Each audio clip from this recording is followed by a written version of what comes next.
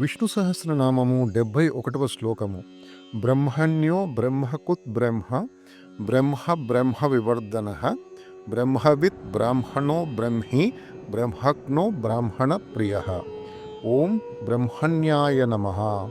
పరబ్రహ్మమునకు సన్నిహితుడని అర్థము. శాస్త్రములు, తపస్సు, వేదములు, సత్యము, జ్ఞానము వీటిని బ్రహ్మమని అందురు. స్నేహితునిగా వీటినన్నిటినీ రక్షించుటచే బ్రాహ్మణ్యుడని చెప్పబడుచున్నాడు. బ్రహ్మ శబ్దమునకు జీవుడని కూడా అర్థము కలదు. అన్ని జీవులకు పరమాత్మ స్నేహితుడని భావము. బ్రహ్మణ్యుడకు విష్ణువుకు నమస్కారము. ఓం బ్రహ్మకృతే నమః. పరమాత్మ సత్యవ్రతుడు, తపస్వి ఒకటచే బ్రహ్మకృతుడని చెప్పబడుచున్నాడు.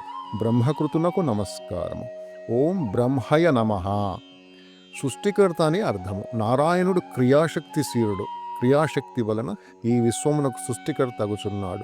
త్రిమూర్తులలో ఒకడైన బ్రహ్మగా ఈ సృష్టికి కారకుడు అగుట చేత పరమాత్మ బ్రహ్మ అని భావించబడుచున్నాడు.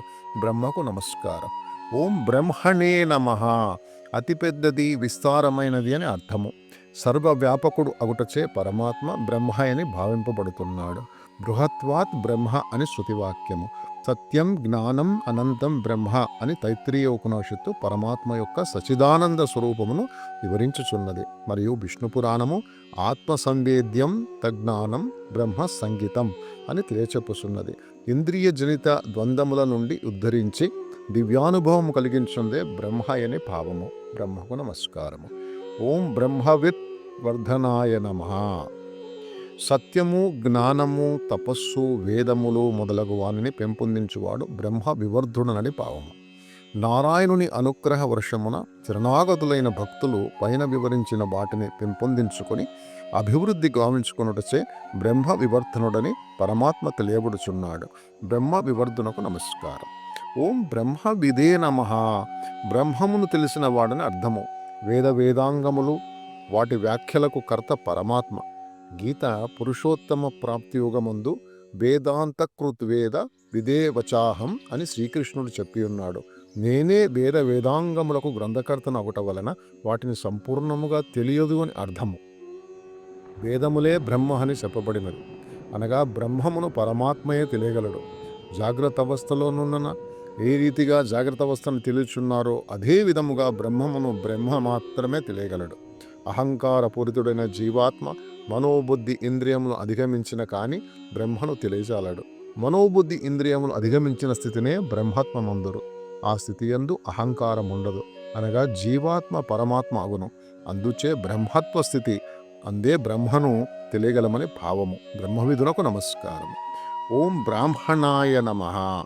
ఈ ప్రభుల ప్రపంచమంతయు పరమాత్మ యొక్క ప్రతిబింబమే అను జ్ఞానము కలిగి సత్యస్వరూపమైన పరమాత్మానుభూతి పొందినవాడు బ్రాహ్మణుడని తెలియదగును. బ్రహ్మజ్ఞానితు బ్రాహ్మణ అని శృతివాక్యము. బ్రహ్మజ్ఞానమును ఇతరులకు ఫలాపేక్ష లేక అతి ఉత్సాహముతో అందించువాడు బ్రాహ్మణుడు. విశ్వామిత్రుని వంటి మహారుషి తీవ్ర తపోనిష్ఠ చేత బ్రహ్మజ్ఞానము పొంది బ్రహ్మర్షి అయినట్లు పురాణములు విశదీకరించుతున్నవి. విశ్వామిత్రుని వంటి మహనీయ పురుషునిగా పరమాత్మ అవతరించి తరతరాలుగా బ్రహ్మబోధ జరుపుచుండుట చేత పరమాత్మ బ్రాహ్మణునిగా పరిగణించబడుచున్నాడు. బ్రాహ్మణుడైన విష్ణువుకు నమస్కారం. ఓం బ్రహ్మిణే నమః. సత్యము, జ్ఞానము, తపస్సు, వేదములతో కూడిన వాడిని అర్థము. పరమాత్మ బ్రహ్మ అని నిర్ధారింపబడుచు బ్రాహ్మి అని తెలియబడుచున్నాడు. బ్రాహ్మిగా భావింపబడు విష్ణువుకు నమస్కారం. ఓం బ్రహ్మజ్ఞాయ నమః. ఎల్లప్పుడూ బ్రహ్మం నందే చరించి బ్రహ్మను తెలియవాడు బ్రహ్మజ్ఞుడు. బ్రహ్మ స్వభావము పరమాత్మ తప్ప ఇతరులు ఎరగలేరు. స్వప్న సుషుప్తి స్థులయందు వేకువాను మనోభవములను జీవుడెట్లు ఎరగగలేడో అదే రీతిగా పరమాత్మ మాత్రమే బ్రహ్మతత్వమును తెలియగలడు. వేకువ కలగగానే వేకువాను భవములు తెలియనట్లు పరమాత్మానుభూతి కలిగినంతనే బ్రహ్మతత్వము తెలియగలరు. కావున పరమాత్మ బ్రహ్మజ్ఞానుగా చెప్పబడుచున్నాడు. బ్రహ్మజ్ఞునకు నమస్కారం. ఓం బ్రాహ్మణ ప్రియాయ నమః. బ్రహ్మజ్ఞానము పొందిన బ్రాహ్మణులకు అత్యంత ప్రియుడు పరమాత్మ. దివ్యానుభవం కలిగిన బ్రాహ్మణులకు పరమాత్మ ప్రియుడు మరియు పరమాత్మకు వారు ప్రియులు. కాబట్టి విష్ణువు బ్రాహ్మణ ప్రియునిగా భావించబడుచున్నాడు. బ్రాహ్మణ ప్రియుడైన విష్ణువుకు నమస్కారం. ఓం నమో భగవతే వాసుదేవాయ.